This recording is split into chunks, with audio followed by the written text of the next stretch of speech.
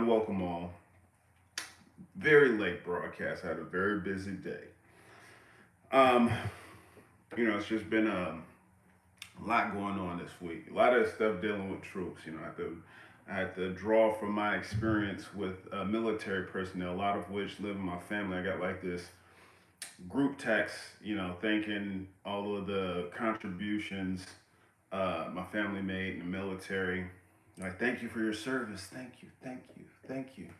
Thank you for fighting for this country that slaughters people who look like us in the middle of the street with no consequences for the cops who do it. Thank you. We appreciate you. I mean, the government doesn't, but we love you. And it's a noble endeavor to put oneself preservation on the line for a greater cause. I do believe that. Um, However, you got to be a little skeptical of the causes that we're given, especially if you've been in America and you're over 10. I say five.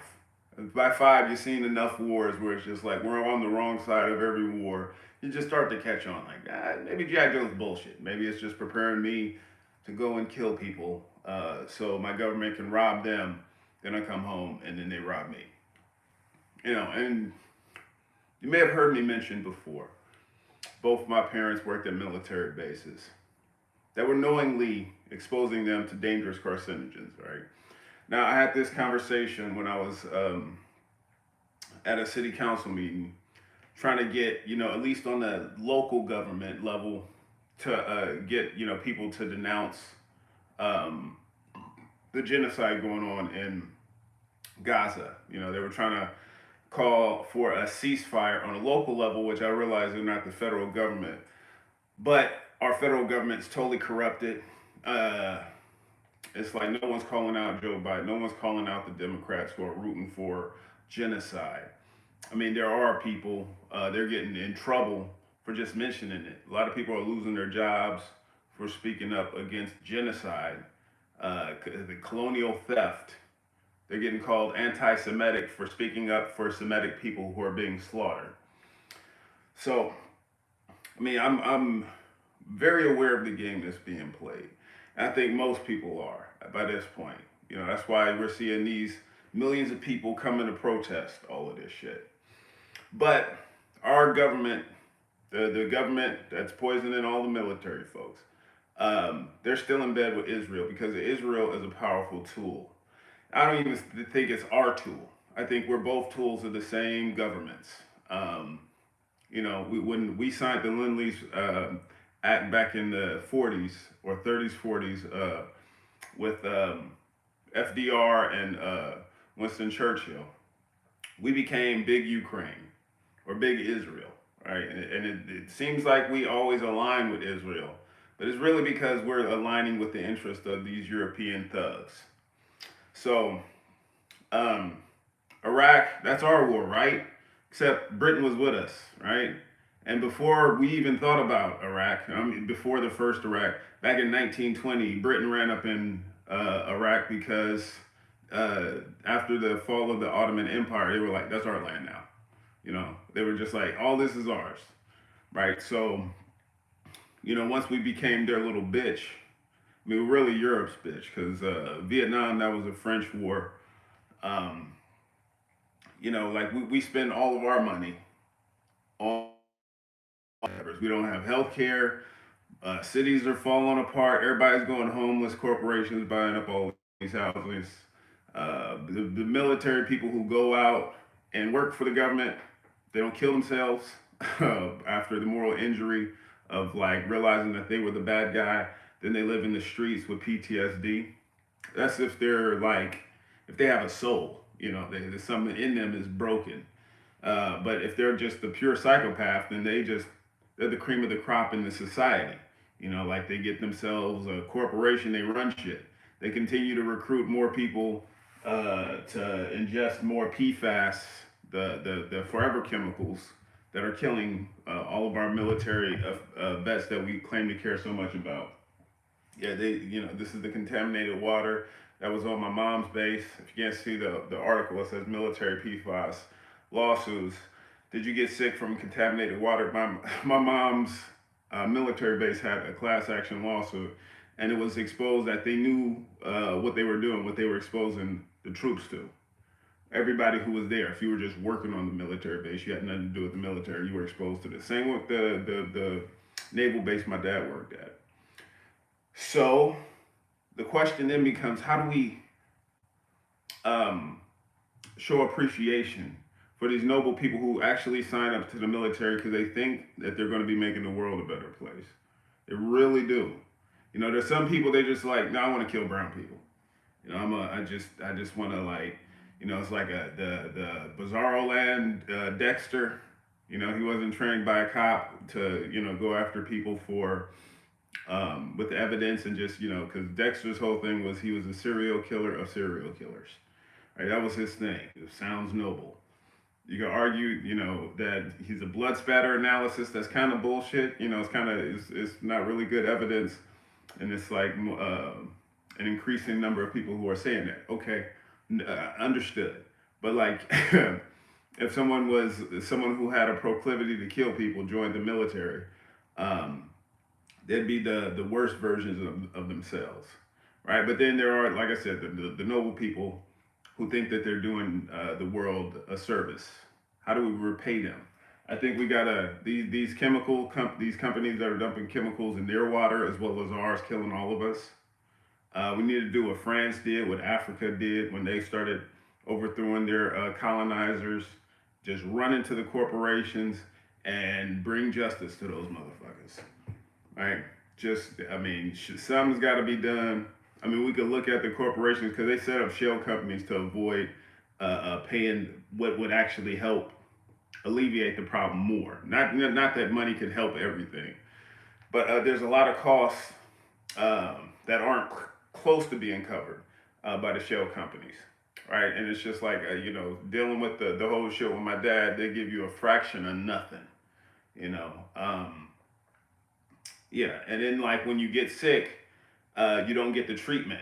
You know, so like my dad, he by the time they finally diagnosed him, it had metastasized because they didn't want to pay for the tests that were required to spot his cancer. Same with my mom. They just like delayed, and they just hope they die in the meantime.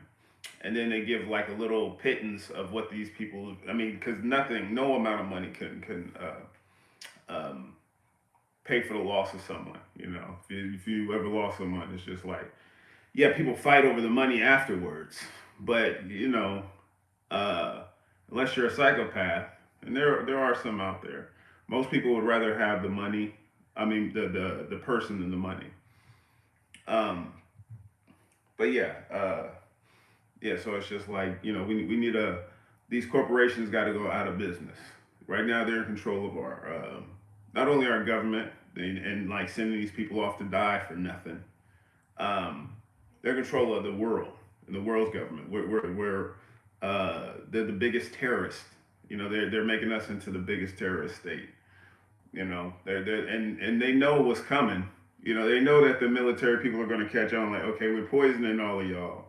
We're robbing all of y'all to fund the poisoning and the extraction of wealth. And we're making all of the housing artificially high. So it's a matter of time before everybody just wisens up and they're like, man, these corporations are the real problem. That's why they're getting those robot dogs ready. You've seen them. They got the flamethrowers. Now they got guns. They got missiles coming. You've seen the robots you try to kick over. They get up immediately. They don't tilt. I mean, even the true Kool-Aid drinkers, dude I was talking to was like, man, you know, the military is, we didn't wreck the Middle East. The people we went over there to kill, they did it. They did it. They did it. They did shock and awe on themselves. They bombed themselves to the Stone Age. That's what they did. Or maybe they didn't have the military to do that. And maybe it was the psychopaths who run these corporations. So, I mean, I realize there are some truly delusional people who still to this day think, America's a good guy. And I think the American people, they can be good, they can be great, but our government is the shittiest, it's the biggest purveyor of violence in the world. That's like me paraphrasing Martin Luther King, so I don't want credit for that. I'm just saying greater people than me have noticed it, and nothing has changed since then. So, how should we celebrate um, Veterans Day? Revolution. Bring the revolution to the government, and let's get if you aren't familiar with the Battle of Athens, took place in Athens, Tennessee.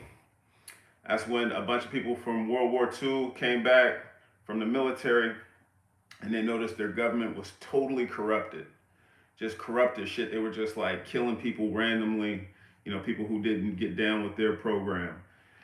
So thousands of military vets came together and they overthrew the government.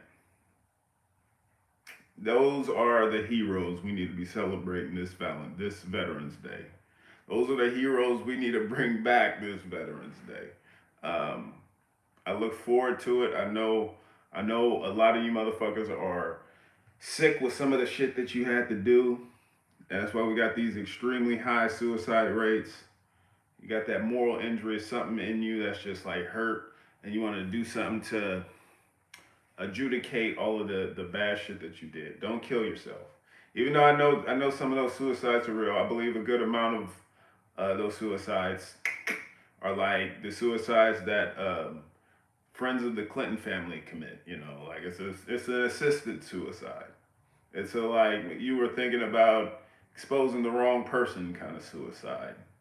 Like a Jeffrey Epstein suicide. Like you knew too much, you little snitch, and snitches get stitches suicide. So before you commit any kind of suicide, commit to the revolution. Stop being a soldier of corporations and become a warrior of love. Know why you're fighting. Happy Veterans Day to your loved ones. Yes. Well, yes. Happy Veterans Day. I'm a soldier of love, and I'm a veteran. That's why I write love letters and all the right lettering. If you know where I got that from, you get a bonus point. Um, would a violent revolution be justified? Man, you know me. I'm all about the peaceful revolution.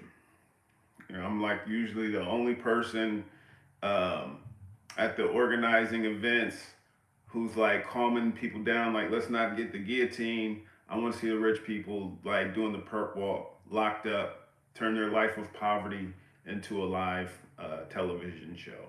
I want to be able to tune in and see them getting an overdraft fee. Go from owning the world to being overdrafted. And I want overdraft fees to only be reserved for these billionaires because they're the ones who profited off of it. Like they're the only ones who suffer from the system that they created, and we create something totally different. I would like that. That's genuinely what I would like. However, I'm also for democracy. So by the time we get motherfuckers out in the streets organized, um, we're like locking up a few war criminals. We're like we get through the gates. We got the police on our side. Um, if these people want to have a debate, like, oh my God, so I think this motherfucker needs to be uh, decapitated because they might have another biological weapon we don't know about. They might have a nuclear bomb button, that they're just waiting to get a hold of. I don't know. They could make their case. And if the crowd finds their case more persuasive, and then I'm the only person who's like, let's turn this shit into a TV show, and they're like, nah, the guillotine, they gotta get it. They gotta have some capital punishment. Like I'll accept my fate because it's just like I believe in democracy, you know.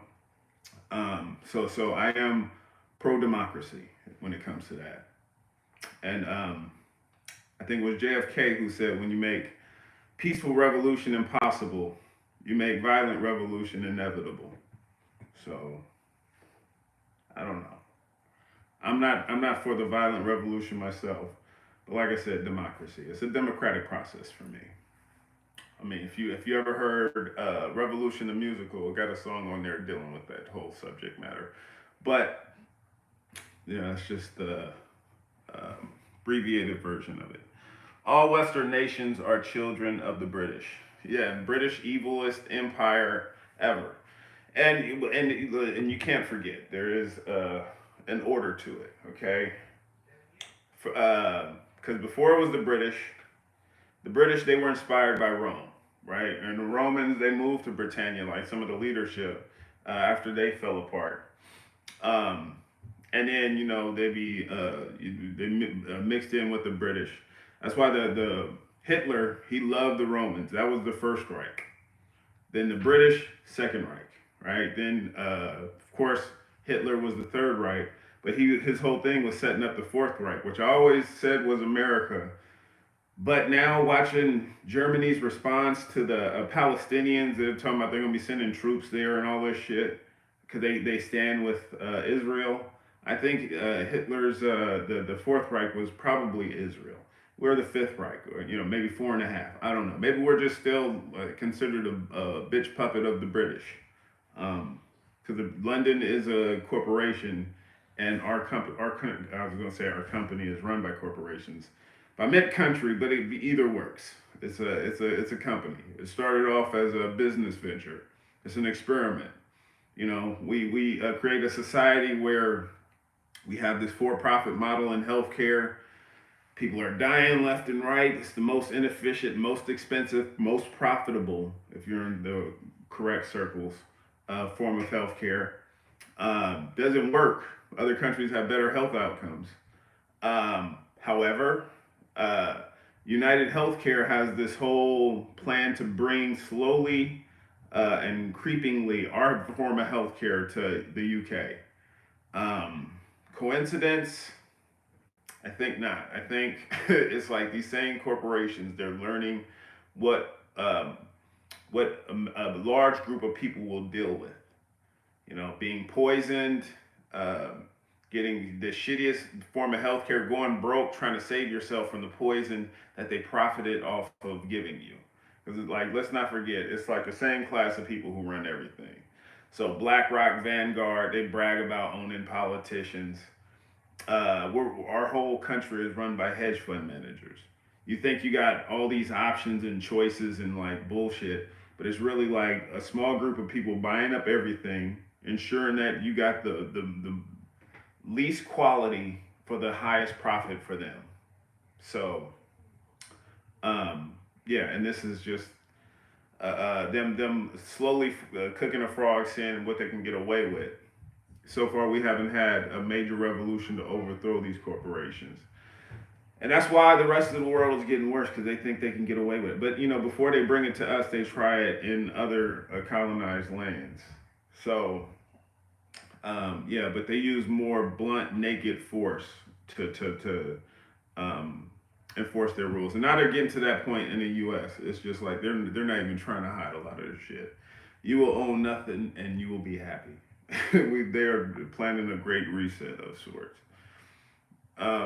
But I think a growing number of people are waking up to it, like I said, and it's just a matter of time before um, we do something. And I think that's what the robots are for. So, viva humanity. Anyone who doesn't see the humanity in you, probably a corporate psychopath. They need to be overthrown and brought to justice.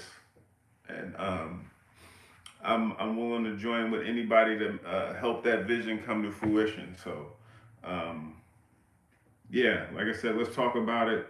You got a different ideology. You already made the guillotine, and you just like want to like convince us to use it. Like I said, let's hold it to a vote. Hold it to a vote. Let me just take 5 minutes to make my argument why we shouldn't do that. Um, After that, I'll accept whatever fate is you guys decide for the billionaires. You know, it's just we'll talk about it. Let's hash it out. Shared consciousness, my friend. We're all connected. Absolutely. Yeah, it's a beautiful thing when we can learn from one another. We can grow together. When we can work cooperatively instead of competitively. I think that's what's going to get us out of all of our ailments. Like what are we going to do about the poison water, air, soil? We gonna have to like get the profit model out. Like I said, to overthrow all these corporations. We have the technology, right? A lot of these big tech companies, they buy patents to things they didn't create, so they can prevent shit from making it to the market. That's another thing we gotta do. Overthrow all of that patent bullshit, all the copyrights. When it comes to intellectual properties, if you didn't invent it, you have no right to it. Like I don't give a shit how much you paid Disney. You didn't invent the fucking Avengers. Motherfucking the people who are involved, most of them dead. Right? Why do they continue to own this shit? Why do they erode public use? Why do they make it illegal for you to um, claim fair usage when referencing third party material? All of this shit. We used to have so many more rights, but they just got in there. They mucked it up, and we have like shittier quality of life. We have like they're able to silence all dissent, silence certain voices, uphold. I had this conversation. It was just unnerving. This cat was talking about. He was like, "How do you? What's?" He was telling me how he knew someone was relevant. He's like, "I know someone relevant." He's like, first off, dude, hella old. Talking about rappers like KRS-One. He's like E40. I was like, he was like, he hella old. For you to be relevant, you got to be like between 16 and 25. You got to have millions of views, and you got to have like a 13 million score point on your Roblox. I'm bullshitting about the Roblox, but it was like just some. It was just like some of the most dumb shit. Like his whole thing, like you got to be under 30. They got to be just like big on social media that he watches. I'm like, so what about the motherfuckers who were influential? They went down tweaking, saying shit that social media didn't want you to hear. You know, the people I want to hear are usually silenced by social media. Like they don't get a platform because they're speaking too much real shit, and they use their platform for revolution. You know, it's like KRS-One. He had a man, a few albums, but like one of his newest albums, he was talking about. He was like um, every platform you get. I'm paraphrasing because I forgot the rhyme. He was like, he said every song you use and should bring your people a revolution or something like that. And he was like, but yeah, like and he was like, I'm the opposite of these hoes dancing in panties. Truth seeker. I write for people, not a Grammy. A true leader.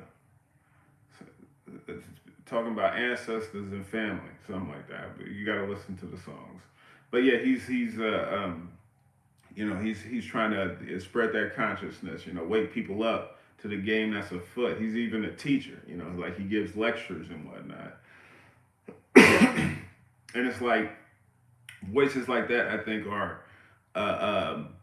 imperative, but they don't get any airplay on social media. Like they don't want you to hear any of that shit. They get silenced. But there's like you got like a mumble rap, you got like a dope beat, and you talking about some dumb shit. I was like, I was trying to get him to think. I was like, okay, he's telling me all this stuff like how someone's relevant. I was like, okay, you got all these dope rappers that you swear are tight. I heard about them. Even sometimes I heard some of their verses and they were pretty boo boo. Okay, so just make your elevator pitch. Only the lyrics, no beat. The lyrics that would make me want to listen to this person's song. He was like, you got the ruby red, red bone, grapefruit booty. doing my duty. I was just like, what is it? What is this? This is like, you expect me to listen to this shit? And I was like, um, so, if you had the world's ear, because he was a musician as well, I was like, if you had the world's ear, you had everybody listening, and it was just like you had this ability to put a message out there that they would repeat over and over again. What would it be? He was like, man, I'd be talking about how to get a bitch to suck my dick in under 5 minutes. Like, yeah, so you would just try to hypnotize people into sucking your dick. It's like rape. I don't know if you've seen the Umbrella Academy, but that's like pretty much exactly what this one bitch did. She went back to the '60s, and she had the ability to end racism in the riots. She could have like used her powers to whisper, "Hey, stop being racist," and people would have stopped. But instead she raped people, and that's kind of what he was admitting he would do. That's why it was a disappointment that he hadn't put thought into it, but he was very passionate about his opinions on it. And it's just like, I was expressing like, man, this is my issue with like how the generation is being raised. Everybody wants to be famous for dumb shit, like doing a Tide Pod challenge, or whatever these corporations want you to see trending. Want you to go out and buy this new thing and make a video showing it off for free, so they get more uh, uh, uh, uh, advertisement. But what happens when you get famous for that dumb shit? Like, now you're known for some stupid shit. What, are you just gonna do more stupid shit and get better well known for like just nonsense? You got nothing to say, nothing to contribute. So it's just like, yeah, it's not like a specific to him thing. It's more so just a cultural thing that I notice. Like people just want to be famous for being famous for sake. And to an extent, I understand that because been there, done that. When I was a kid, I wanted to be Steve Urkel. I wanted to be. I mean, it was this opportunity to send in a video of yourself, like doing a Steve Urkel impression, and they were going to bring several of those kids on to the Family Matter set, and they were going to be in an episode. They had an episode of a bunch of kids doing the Steve Urkel impression. And my Steve Urkel was impressive, especially before I hit puberty. Here's what it sounds like now. Did I do that? That's, I mean, that's me trying to make my voice a lot higher than it was naturally high back then. But anyways, so yeah, that I used to always want to be an actor. That was like my whole thing. And then I got into entertainment, right? First, I mean, I guess first was theater, but then like first paying gig was comedy, like as a stand-up comedian. Then the YouTube thing popped off. It got me television and film and all that. But yeah, well, one thing I realized when I was like working as an actor, I don't want to be an actor. Actors are word models, right? I like being a writer. I like having the message because when I had a platform and I contributed in ways to the culture that I'm not a fan of this day. Um, it just made me regret it. Like seeing some of the effects of when I misused my power.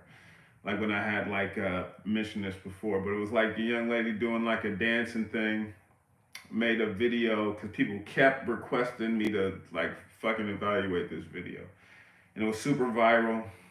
And ended up I discovered it through a fucking shitty hip hop site. It had more fights than hip hop, but it was just trying to portray the culture a certain way. And I took the bait a few times because it was just so ridiculous. I was just like, man, why are people doing this? I was just pointing out like just how ridiculous it is. But in that, I was making fun of it. I sent a few people off. Not saying I wanted them to, but they ended up going off to this page and just like saying the worst kind of shit, right? And then I got this notification that she was accusing me of harassment. I went to go see the page, and it was nothing that I posted or wanted people to see or say. but it was like, you fat nigger bitch. NatesVlogs was right. Stop dancing, you fat nigger bitch. I'll kill you. You know, just dumb shit like that. So I was like, yeah, if I'm gonna get people worked up, that angry, it's not gonna be at little insecure kids or whatever. So it was just like, yeah, it was awareness, and that's what it was. Stuff like that, and a few other things that just made me super aware of the power I had. And once I was aware of the power, I only wanted to use it for good. I didn't want to, you know, even though I think a lot of that shit is silly. I wish people didn't do it for internet clout. I would never want people to direct their anger at those misguided people. So I try to focus it on people who I think we should be mad at, because there are some people who have the power to ruin the country, and they use it to ruin the country and the world. So, yeah, I understand when people get lost and they just want to be famous for fame's sake. I try to be patient, but then at the same time, I try to plant the seeds that, yeah, like, okay, you get famous for whatever you want to get famous for. Then what? Okay, what will you if you could get famous for anything that you've done? What would it be? What would you be saying? What would you be putting in people's ears?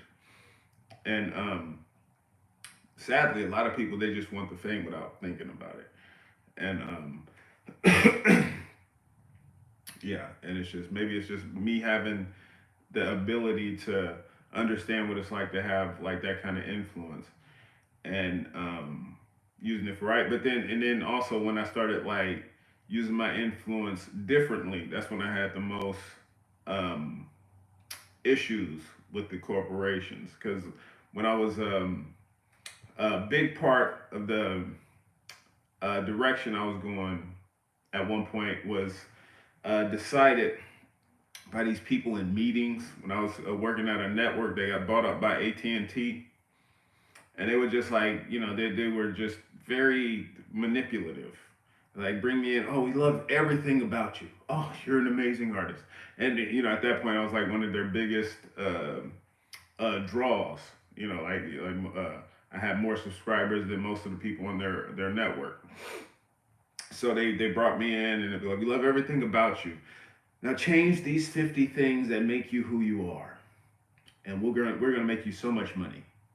And then yeah, I mean, for the most part, like, it was just like a lot of shit. I was just like, nah, I'm not gonna do that. But then, like, when it came to like, because this is also when YouTube started like making my money go down, even as my views were going up. Because at one point they had an algorithm that was based on uh, engagement. So I had a 80%, like over 80% engagement rate. When you take into account my outros, it's pretty much the whole video. Like, if you watch the video, there was a good chance you were just gonna sit through the whole shit, right?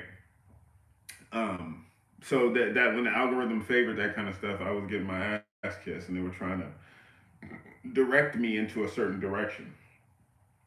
And when I wouldn't play ball, that's when I had like a fuckload of issues.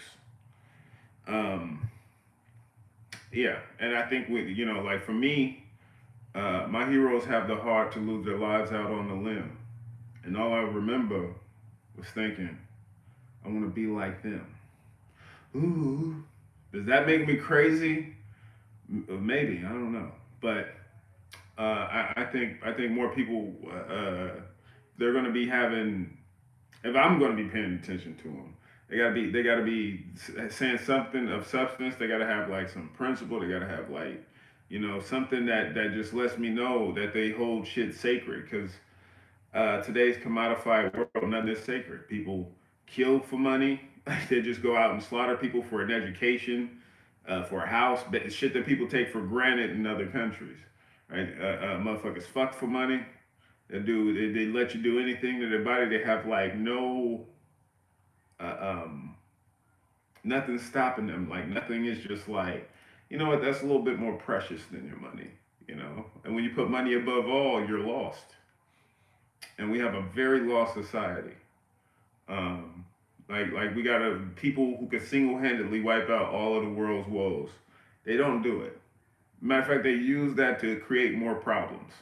Then they pretend to want to solve it. You know, they destroy the day, then proclaim to save it. Create Goliaths that pretend they're David. But the new generation got the heart to face it, and they know it's all life versus corporations. Your enemy ain't who you thought you're facing. We got to come together. Cooperation.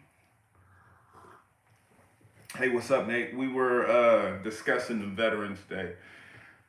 Then we just got lost in the weeds. Similar but different stuff, just cultural stuff, which is very much um, guided by a lot of the stuff that deals with the veterans. Like, football is cultural. They incentivize you to join the military. They have these propaganda events where they salute our military people serving, getting killed, so these corporations can make more money. Um, but yeah, when they come back, if they're lucky enough to come back and they don't want to kill themselves, yeah, they keep them in the streets. They deprive them of healthcare services, even though they probably got cancer from these PFAS that these corporations dumped into it. Yeah, and this is like, if you know anyone who's been in the military got cancer, it's a higher likelihood of what is it, the testicular cancer from the PFAS. Well, but it's a lot of cancer. But by the time you find out about it through the VA, it probably will metastasize. So we got to have like a better holler mechanism for our military folks to show them love and to fucking tax the corporation out of business because they shouldn't be profiting. And also, we got to do something about the just like a war profiteer tax. Anybody who got rich off of being connected to Boeing, Raytheon, any military contractor, or people invested in military contractors, um, whatever wealth they accumulated, it needs to be just taken away. Like we need to put that in the real economy. Right now, America's economy is a fire economy. Finance, insurance, real estate.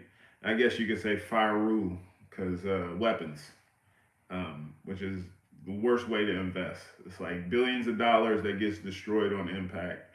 And then when it gets destroyed, we create terrorists because we kill people and their surviving family wants to kill us. So it's making us less safe. So for us to bring justice to this whole situation, to the people who they kill, to ensure our safety, we need to lock up the criminals. We need to disincentivize psychopathy, the people who will kill for money. Um, and we need to just like lock them up, send them to fucking. They need to be the ones instead of torturing people in Guantanamo. They need to be detained there, and they should be detained by the people who are being tortured. And I would ask that the people who are being tortured don't torture these war criminals who tortured them. However, I'm not gonna be there to watch them all the time. You know, I'd like to think that the victims of Guantanamo would be able to set a good example. I like to hope that, but I'm not gonna be like up on that. I will be watching to make sure that these war criminals are doing hard time. I would like to have like a video camera, um, just to ensure that they didn't get on a plane. You know, have some hidden money somewhere. Go to Epstein Island since he's not alive anymore. Or maybe he is. I don't know. Could have faked his death, but I would like. I definitely need verification that war criminals are locked up because it's hard for me to believe um, that they're actually in justice. Mm. But anyways, I'm they're gonna kidnap you out of respect. Well, that's very sweet. There go my boo. Okay, that's cool. See a Palestine flag. Respect, respect. Hey, boss, wanted to say hi before we head out to a casino. Oh my goodness, brother. It'll be dope. I mean, you're probably not here. But yeah, I was just talking about going to a casino and we got like a little taste of change. Been working hard. Um, but yeah, also got like some new bills. Car broke down, um, moving costs and whatnot. So yeah, I feel like yeah we got a little change, but we need a lot more for all the fucking bullshit. But yeah, that's something I'll just talk to you about offline. Anywho, internet. Um, I appreciate you showing up. I'll try to be earlier. Like I said, it was a hectic week. A lot of blessings, you know. But a lot of bullshit. So I'm a little late. I'm gonna try to do something during this week, but we're gonna have to see how it goes. There is power in popularity, though they're literally called influencers. Is it wrong to value relevancy of your influencing people positively? Okay, if what? If your influence relevancy, if you're influencing, is it wrong to value relevancy if you're influencing people positively? Um, I mean, I think yeah, if you're relevant, what are you relevant for? What are you known for? Is it like if you're like genuinely making shit better, like you're not like because I think it's about especially when it comes to music. Because what is the song like? A song gains popularity. It's like a message that you repeat over and over again. A lot of people they just listen to the beat. It's like man, that beat is catchy, but I don't dance to catchy beats right now. Um, because so many catchy beats just have bullshit to them, and I don't want to be co-signing certain messages. That's what when we were talking about like what makes a dope rapper. It's talking about the beat. You gotta have that dope beat. I'm like, there's plenty of dope beats with trash lyrics. That's why I was like, yeah, captivate me with your favorite artist with their lyricism. What did they say? And it's just like when you say it out loud and there's no beat, you sound stupid. When you have that, you're not saying anything. It's garbage. Like Boost Riley, I was trying to introduce him to this cat. I just discovered him in 2019. I'm from the Bay. He's from the Bay. He's been doing music since the '90s, but I just discovered him. Um, but yeah, he had this. Not it wasn't a TED Talks, but he was talking to a crowd, and he just started it by the lyrics to a song, and he was just like speaking it like poetry, or a conversation. He was singing a song called Underdog. Say you and me toe to toe. I got love for the underdog. Oh my goodness. Matter of fact, I'm just gonna play this. I'm gonna bounce after this because this is like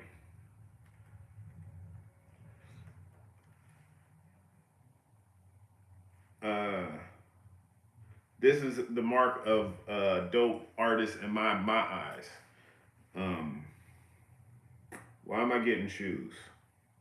I'm getting boots, videos. They gotta sell you some shit. All right,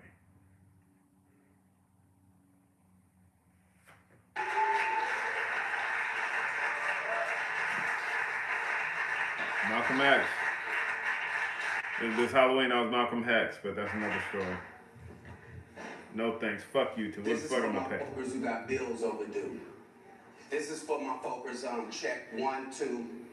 This is for my folkers Never never live live like a hog. Me and you toe to toe toe. to toe. I got love For for the the underdog. underdog. This is for my folkers who got bills overdue. This is for my folkers on check 1, 2. This is for my folkers never live like a hog. Me and you toe Toe to to toe. toe. I I got got love love for for the the underdog. underdog. I raise who died and the Oh my new goodness. live like a hog, me and you, toe to toe. I got love for the underdog. I raise this glass for the ones who die meaninglessly, and the newborns who get fed intravenously. Somebody's mama caught a job and a welfare fraud case. When she breathed, she sweat, felt like plastic wrap around her face. Lights turned off. This the third month the rent is late. Thoughts of being homeless, crying till you hyperventilate. Despair permeates the air and sets in her head.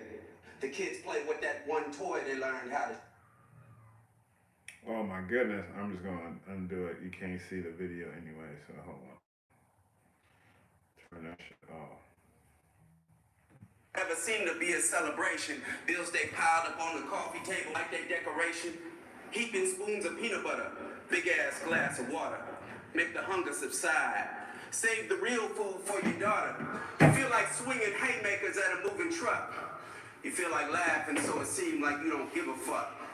You feel like getting so high you smoke the whole damn crop.